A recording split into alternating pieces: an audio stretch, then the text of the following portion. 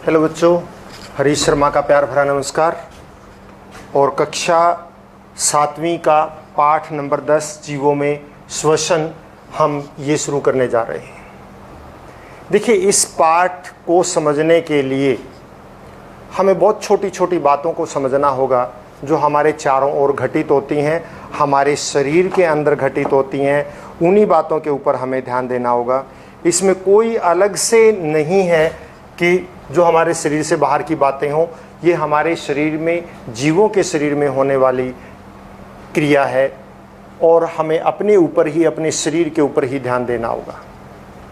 आपने देखा होगा कि जब आप आराम से बैठे हैं तो हमारी सांस भी बड़े आराम से चलती है। यदि हम कहीं से दौड़कर आते हैं या कोई ऐसा भारी काम करते हैं तो आपने दो चीज़ों को नोट किया होगा कि एक तो हमारी सांस बहुत तेज चलने लग जाती है और दूसरा हमें थकान होती है। ये दोनों ही चीज़ें क्यों होती हैं? क्यों हमारी सांस तेज हो जाती है जब हम दौड़ के आते हैं या कोई भारी काम करते हैं, और क्यों हमें थकान होती है? हमारे दौड़ने से या किसी ज़्यादा एक्सरसाइज करने से या कोई भारी ऐसा जिसमें हमने बहुत ज़्यादा जोर लगाया हो, उसमें ऐसा काम करने से और हमारी सांस तेज होने का क्या संबंध है? ये चीज़, इसको समझना होगा आपको। देखिए, सांस लेना श्वसन का एक भाग है। श्वसन का मतलब सिर्फ सांस लेना नहीं होता।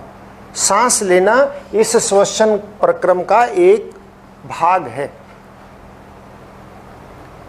आप देखिए, हमारे शरीर को कार्य करने के लिए या किसी भी जीव को कार्य करने के लिए ऊर्जा की आवश्यकता होती है। क्या आपने सोचा कभी कि वो ऊर्जा हमें कहां से प्राप्त होती है? बहुत सारे बच्चों को पता भी होगा और वो सीधा उनका उत्तर होगा कि जो हम भोजन खाते हैं उसी भोजन से प्राप्त होती है। लेकिन सोचने की बात यह है बच्चों कि उस भोजन से वो ऊर्जा हमें किस प्रकार प्राप्त होती है। ऐसा कौन सा प्रक्रम है जिसके द्वारा ऊर्जा प्राप्त होती है भोजन खाने से? और वही प्रक्रम है श्वसन।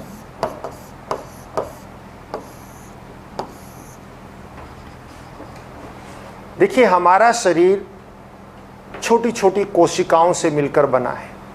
जीव कितना ही बड़ा हो, उसके शरीर में छोटी छोटी कोशिकाएं ही होती हैं और उन छोटी छोटी कोशिकाओं में बहुत सारे कार्य होते हैं। कौन से कार्य होते हैं कोशिकाओं के अंदर? देखिए, कोशिकाओं के अंदर बहुत सारे, जैसे कि प्रत्येक कोशिका में परिवहन होता है, यानी कि पदार्थों का इधर से उधर आना जाना होता है। पदार्थों का उत्सर्जन होता है, पदार्थों का ग्रहण होता है। ये सभी कार्य कोशिका के अंदर, प्रोटीन का निर्माण होता है। इन सभी कार्यों के लिए ऊर्जा की आवश्यकता होती है।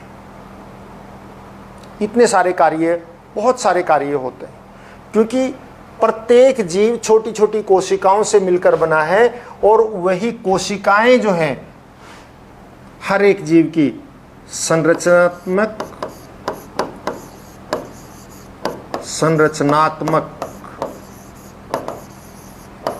व कार्यात्मक इकाई होती है।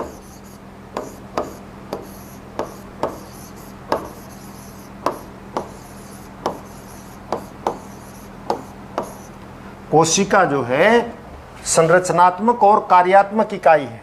कोशिका क्या है? संरचनात्मक और कार्यात्मक इकाई होती है प्रत्येक जीव की।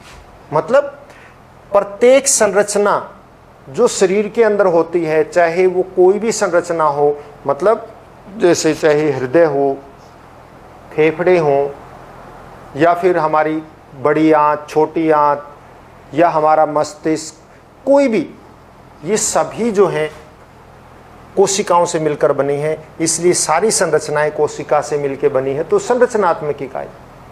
और जीवन के लिए जितनी भी आवश्यक क्रियाएं होती हैं, जैसे पोषण है, परिवहन है, उत्सर्जन है, प्रोटीन का बनना है, ऊर्जा, शरीर के लिए ऊर्जा प्राप्त मतलब जो बनती है, भोजन से ऊर्जा जो निकलती है वो है, वो सारी की सारी क्रियाएं, यानी जिस श्वसन कहते हैं जिसको, वो सारी क्रियाएं कोशिका के अंदर होती हैं, इसलिए कार्यात्मक इकाई भी। तो कोशिका जो है प्रत्येक जीव के संरचनात्मक और कार्यात्मक इकाई है, और इसमें विभिन्न कार्य होते हैं और उनके लिए ऊर्जा की आवश्यकता होती है, और वो ऊर्जा हमें श्वसन से प्राप्त होती है। अब श्वसन प्रक्रम में होता क्या है? श्वसन प्रक्रम में एक तो हम सांस लेते हैं, सांस लेते हैं, सांस लेना ये इसी का एक भाग है, जिसमें हम वायु को यानी ऑक्सीजन को अंदर लेके जाते हैं और कार्बन डाइऑक्साइड को छोड़ते हैं, ऐसा आप सबको पता है।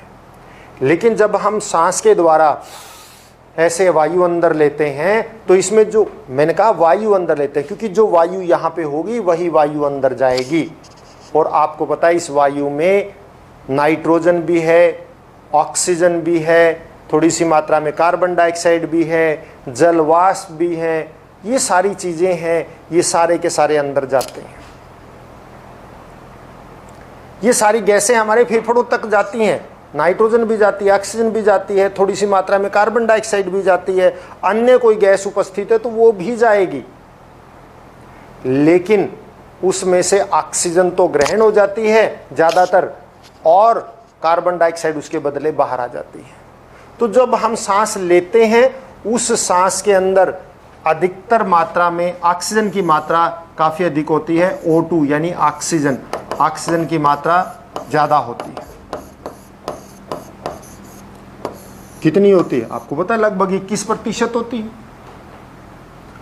और जब हम सांस छोड़ते हैं तो उसमें कार्बन डाइऑक्साइड की मात्रा अधिक होती है, क्योंकि ऑक्सीजन ग्रहण हो जाती है और कार्बन डाइऑक्साइड उसके स्थान पर बाहर आ जाती है।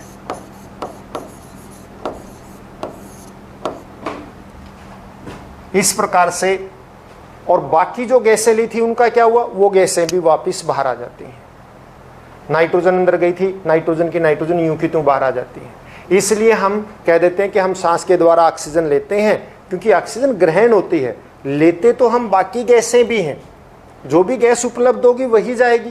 तभी तो हमें कई बार सुगंध आती है, कई बार दुर्गंध आती है, वो इसलिए तो आती है कि वो गैसें हमारे अंदर जाती हैं, लेकिन वो गैसें वापस सांस के द्वारा बाहर भी आ जाती हैं। शरीर में ग्रहण नहीं होती, शरीर में ऑक्सीजन ग्रहण होती है और शरीर से कार्बन डाइऑक्साइड गैस बाहर निकलती है। इसलिए हम कहते हैं ऑक्सीजन लेते हैं और कार्बन डाइऑक्साइड छोड़ते हैं, लेकिन लेंगे वही जो गैसें उपलब्ध होंगी, छोड़ेंगे वही जो थी वो आ जाएंगी, और ऑक्सीजन के स्थान पर कार्बन डाइऑक्साइड आ जाएगी। लेकिन सारी की सारी ऑक्सीजन भी ग्रहण नहीं होती है, कुछ ऑक्सीजन वापस बाहर भी आती है। तो इस प्रकार से हम मतलब ग्रहण ऑक्सीजन होती है, जो भी जितनी भी होती है, इसलिए हम कहते हैं कि ऑक्सीजन लेते हैं और कार्बन डाइऑक्साइड छोड़ते हैं।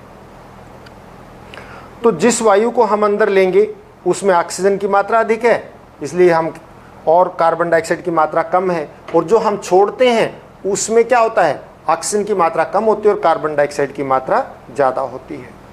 और ये जो ऑक्सीजन है जो हमारे शरीर में फेफड़ों में जाने के बाद ग्रहण हो जाती है, वो कहाँ जाती है, कैसे ग्रहण होती है? वास्तव में हमारे फेफड़ों के अंदर, फुफ्फुस के अंदर बहुत ज़्यादा रक्त है, और उस रक्त के अंदर वो ऑक्सीजन चली जाती है, और उसी रक्त से कार्बन डाइऑक्साइड गैस बाहर निकलती है।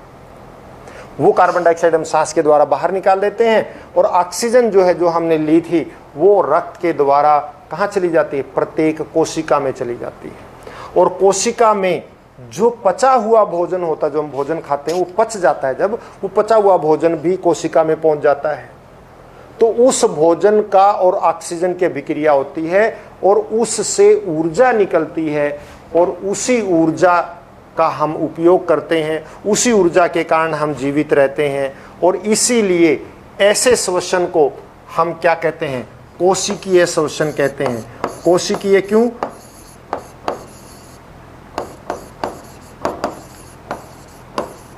क्योंकि जो ऑक्सीजन हमने सांस के द्वारा ग्रहण की, बच्चों जो ऑक्सीजन हमने सांस के द्वारा ग्रहण की वो रक्त में जाके रक्त उसको कहाँ ले जाता है? कोशिका में ले जाता है।